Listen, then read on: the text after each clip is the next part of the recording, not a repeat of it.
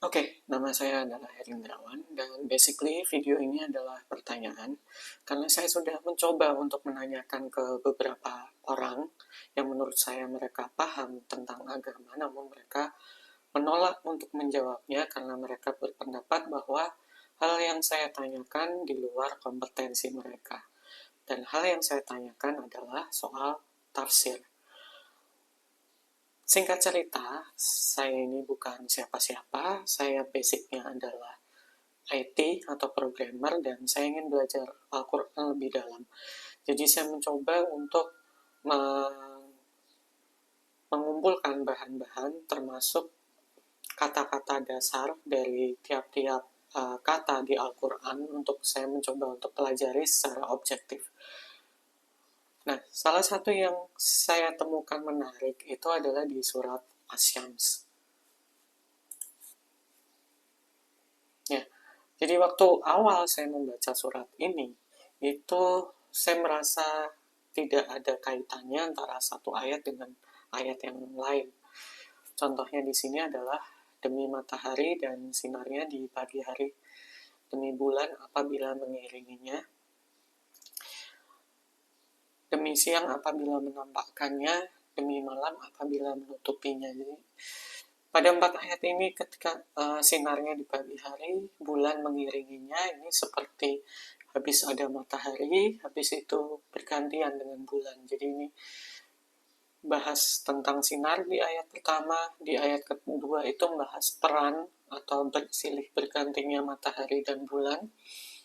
Habis itu di ayat 3 ini demi siang apabila menampakkannya.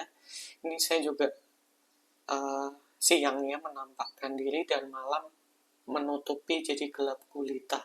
Kurang lebih itu yang saya dapatkan ketika saya membaca ayat-ayat ini pertama kalinya. Nah, namun karena saya mencoba untuk mempelajari tiap-tiap katanya, saya menemukan hal yang menarik.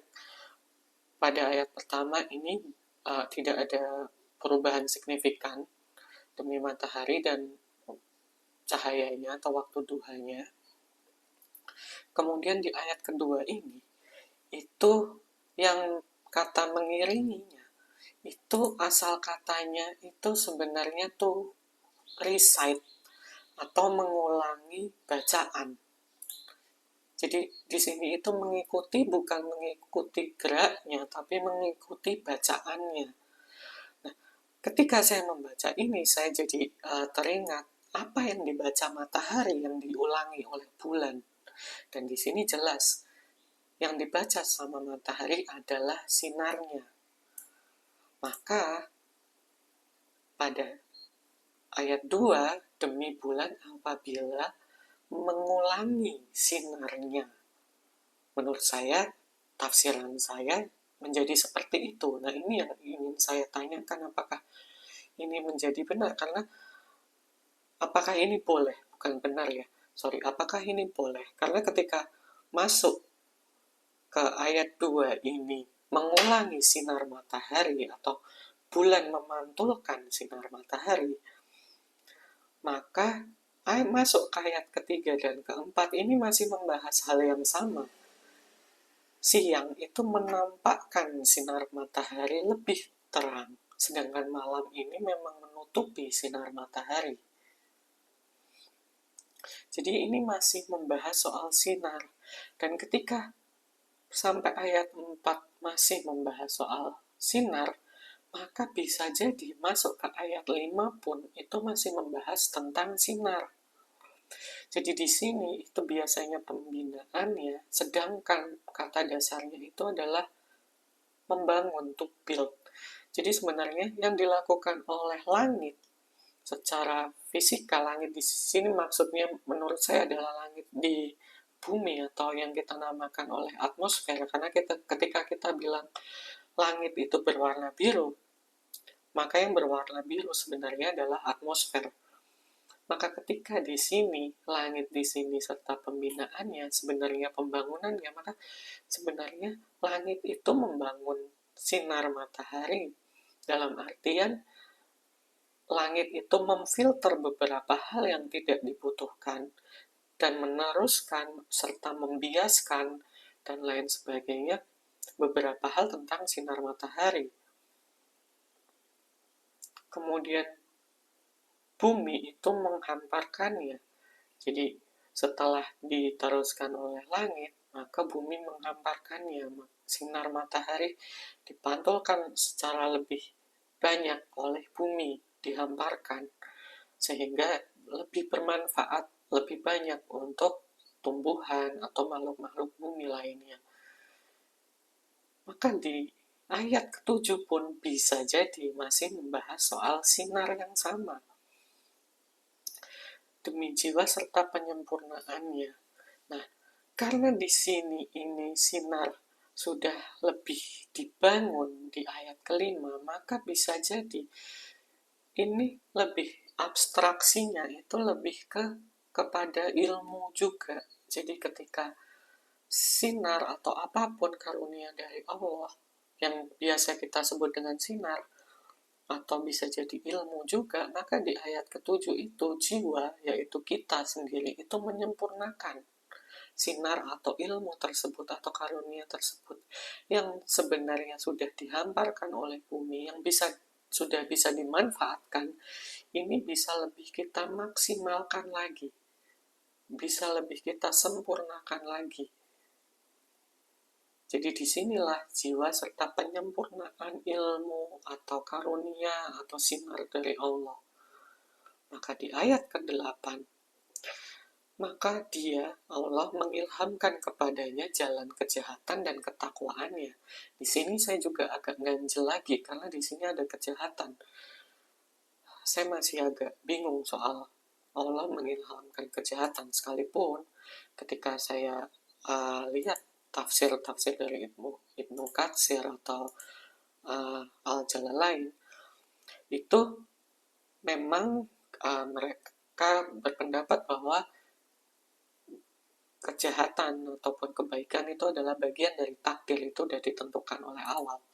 Tapi kalau saya merunut lagi dari ayat pertama sampai ayat ke-7 bahwa ini adalah pemberian dari Allah, dan saya lihat dari akar kata watakwa, akar kata dari fujuroha ini itu adalah break forth, bisa jadi rebel atau immortality. Kejahatan bisa jadi, tapi bisa jadi menerobos melawan arus. Jadi Allah mengilhamkan sesuatu yang melawan arus, memberontak. Jadi ada ilmu, ada karunia yang membuat kita melawan arus. Seperti misalnya dulu kita paham bahwa bumi adalah pusat dari tata surya. Kemudian ada Kopernikus yang, maaf saya lupa juga, yang bilang bahwa matahari lah pusat tata suryanya. Jadi ini adalah salah satu terobosan perlawanan arus. Jadi itu perlawanan arus belum tentu kejahatan, itu yang mau saya highlight di sini. Jadi bahwa ada ilmu-ilmu yang melawan arus dan ada ilmu-ilmu yang karunia yang sesuai dengan alur, sesuai dengan arusnya. Itulah menurut saya tafsir dari ayat ke-8 ini, bahwa Allah mengilhamkan kepada jiwa itu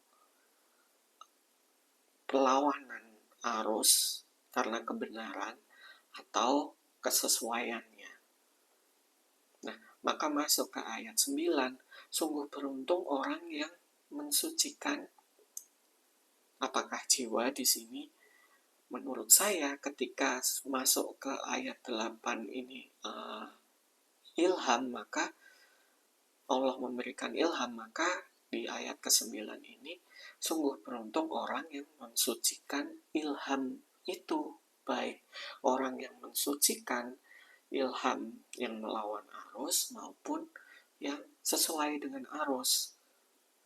Maka di ayat ke-10, dan sungguh rugi orang yang mengotorinya. Di sini itu kalau kita lihat asal katanya itu lebih ke mendalamkannya atau menguburkannya. Jadi menguburkan ini itu lebih sesuai dengan ilham itu tadi. Jadi ketika Allah memberikan kita ilham, tapi kita takut dan lain sebagainya, sehingga kita menguburkan ilham itu kita termasuk orang yang rugi di sini. Jadi ini bukan mengotori jiwa, tapi menguburkan ilham. Nah, hal ini yang coba saya tanyakan ke beberapa ulama atau ustadz di lingkungan saya, dan mereka tidak berani untuk menjawab. Karena menurut mereka ini di luar kompetensi mereka. Oleh sebab itu, saya mencoba memberanikan diri untuk bertanya di internet atau di global. Mungkin ada yang bisa menjawab, mungkin ada yang bisa memberikan saya pencerahan atau arahan lebih lanjut, apakah salah saya di mana, apakah ini sesuatu yang salah. Jika salah secara akademis atau secara saintifik, keilmuan, ini salahnya di mana, gitu. Mungkin itu yang bisa saya katakan di video ini. Mungkin sampai jumpa di video selanjutnya. Thank you, bye.